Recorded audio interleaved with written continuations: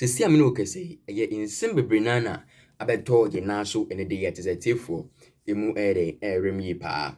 Efa na nsin mo amunim eye scandal nsem a ekoso and ade bechi ese scandal we aba we bechi scandal ene de eye brown news scandal beto naso ene de.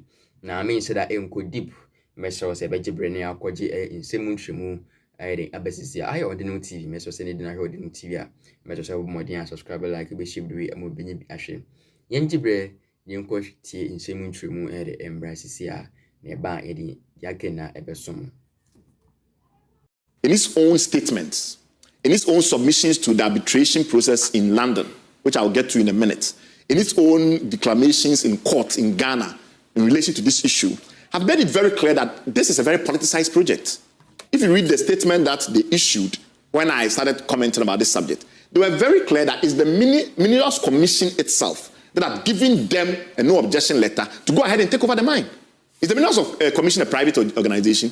It's a state institution. Correct. On top of that, they've made it very clear that they will go ahead and acquire the mine, whether or not the shareholders agree. We'll come to that in a minute. Now, if you live in a country where expropriation is not in our laws, we don't allow expropriation without compensation, except under very well-defined, on very well-defined grounds. For a private company to declare that because they have a no objection letter from the Minerals Commission, they will go ahead and do a transaction without the involvement of their shareholder, tells you that there's a political undertone.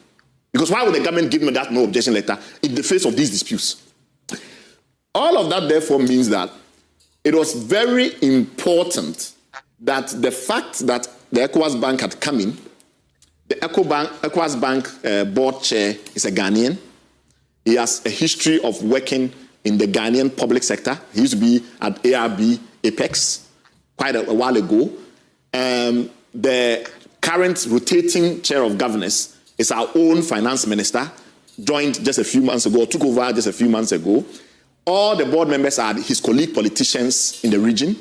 All the board of directors of the Aquas Bank are civil servants under the control of politicians. Aquas Bank does not have an independent governance body, an ombudsman like you see in other multilateral development banks that I can go and complain to if I have an issue. If I have an issue with the World Bank, there's the IEG group. We've been doing all manner of reviews about World Bank projects in Ghana, and I've written extensively, probably the person who has written the most about World Bank projects in a single country in the world. But we have information from every World Bank project because that's a requirement. Aquas Bank doesn't have that. So there's a lot of transparency issues when it comes to Aquas Bank and such a transaction. Therefore, we have an interest to make sure that underneath it, there aren't any political problems or political influence, etc. And that is why I got involved. So having explained in great detail why I got involved, we now get to some issues around the Aquas Bank decision to enter. Aquas Bank was entering, and I knew this for a fact, when it already had a history with the project. When in May 2024, it had given a term sheet. A term sheet is simply a high-level offer through EMP, which had then arrived at Azuma Resources, which owned the assets, offering to put money into the mine. And the shareholders of Azuma Resources had looked carefully at what had been offered and said it doesn't meet the terms of the agreement. So Aquas Bank had then gone and refined it the next month and brought another offer back, and the company had said no. So there was a history between this bank and this project. That's very important to bear in mind. We also know that long after that, and just before these matters exploded in the public limelight, and when this company, the shareholders, got wind of what was happening, they had written to Aquas Bank, telling Aquas Bank that they are not involved in any transaction and the rest of it. Now, if you have such live disputes, you have a history of the project and understand, therefore, that there is concern about the shareholders. You've dealt with shareholders telling you no before.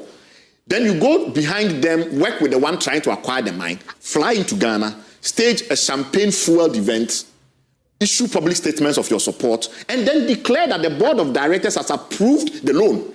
For the board of directors to approve the loan, a number of very critical issues then arise. First, under the rules of the Aquas Bank, when you make an application for money, there are a lot of documents you need to submit. Those documents are to facilitate due diligence. Mining is a special category across the world in all banking jurisdictions, especially in the respect of multilateral development banks. such as Aquas Bank. Why? Because often the environmental, social, and governance standards are very, very, very high. So you have to do a whole bunch of due diligence, etc. on it. Now, how do you do due diligence when the owner of the assets, who is the one who has all the information and the likes of it, is not participating? Who are you asking critical questions and the likes of it? Unless you are part of a scheme to rip off the mine from the owners, and therefore you don't think the owners are relevant. You only deal with the acquirer. It's a very strange due diligence approach. And because of that strange due diligence approach, we determined that this was a matter in respect of our ongoing mandate to investigate multilateral development banks, which we've been doing for a very long time in this country. So the Aquas Bank angle, the event that was staged to allow Aquas Bank to make this announcement in a live dispute was so critical to us from a point of view of, the politics of it, that we thought we had to intervene. As I've tried to explain, when IBED says that the board of directors of IBED has approved the deal, that can only be at the end of a very long trail of processes. Typically in a bank like that, you have management staff, sometimes even junior officers, then it gets to management. You have committees, risk committees. The management itself has risk committees, credit committees, investment committees. While those committees have done their work, etc., they present a memorandum that goes to the board of directors, which has another committee, the risk and credit committee in the case of Aquas Bank. They do further evaluation, and then they go to the whole board, which then does an approval. So you are telling me that despite all the information that has now surfaced, all those procedures went through Aquas Bank to the point where Aquas Bank was then convinced that they had to issue this statement claiming the acquisition had happened. Well, we now know the acquisition has not happened because the shareholders have not sold. If this was not the kind of thing that a researcher who has an interest in multilateral development banks and has written extensively, in my current visiting senior fellowship at ODI, that's been one of the first set of things that I've written about World Bank standards, IFC, etc., etc. You have a situation with mineral resources where CSOs are required to be at the table, and I have done extensive commentary on mining matters in this country, Ake, Tallow, Atlantic Lithium, etc. Given this set of circumstances, how possible could I have been quiet? It's not possible to be quiet. Everything about this deal touches on extreme public interest. So now we'll start to tackle the disinformation that has been allowed to cloud the key issues. The first myth is that the investors have been sitting on the assets since 1992, which was in the Engineers and Planners press release, if you read it. Is it true or not? So here is the history. The people that are currently in a tussle with EMP are not the people who discovered the resource. They are not the people who started the process. Long ago in early 90s, in 1992, BHP did some investigation, and somewhere in the Wa-Lora enclave, they discovered a deposit called Kunche. So very, very long time ago.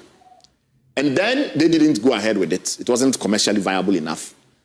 About 6 years thereabout, a company called Ashanti IM Gold then rediscovered it, and also did some work on it, and decided it was not commercial and didn't go ahead with it.